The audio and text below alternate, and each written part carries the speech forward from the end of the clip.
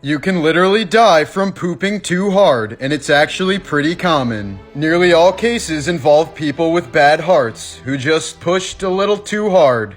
One of the most notable people who died this way is Elvis Presley. Up until the 1950s, cigarettes were used to treat people with asthma along with other pulmonary conditions. 30 years ago, you had about 17 minutes to escape a house fire. Today, that's down to about 3 to 4 minutes due to many of the highly flammable synthetic materials used in furniture. After a mass shooting, you would expect complete silence at the scene of the crime. But police say one of the eeriest things is all of the phones that ring when family members are trying to find out if their loved ones are okay. In 2017, a billionaire from Brazil announced that he was gonna bury his Bentley for his afterlife. After receiving a lot of online hate for his wasteful decision, he revealed that it was simply a publicity stunt for organ donations. He said people bury things that are much more valuable than cars and nobody seems to care. Patty Mallet became pregnant at age 17 and was pressured by multiple people to abort the baby, but she refused. That baby was Justin Bieber. The Titanic fired 8 emergency flares before it sank. A ship in the area saw the flares and that the boat looked uneven in the water. But the captain didn't believe that the rockets were fired in distress, so he didn't take action. If he had, all of the Titanic's passengers could have been rescued, but instead help didn't arrive for more than 2 hours.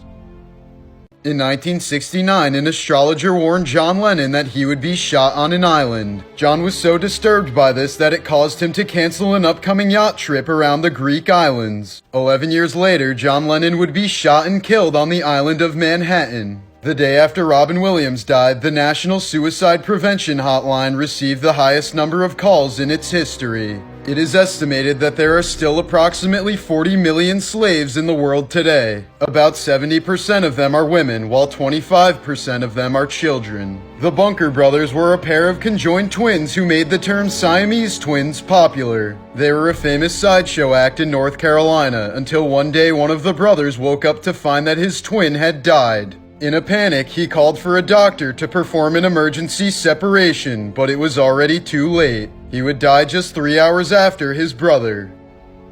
Pablo Picasso used to carry around a revolver loaded with blanks, and when people asked him about the meaning of his paintings, he would pretend to shoot them in the face. In 2012, 66-year-old Stevie Crecelius went to the hospital thinking he had a kidney stone. During that visit, he would find out that he actually had a strange condition and had been a woman his whole life. Nicolas Cage has already bought his grave, and it's a 9-foot-tall pyramid in Louisiana. In 2005, a suicidal man in California parked his car in front of a commuter train. The train hit his car but derailed and collided with 2 additional trains. The accident resulted in 11 deaths and nearly 200 injuries, but the man survived and was sentenced to life in prison without parole.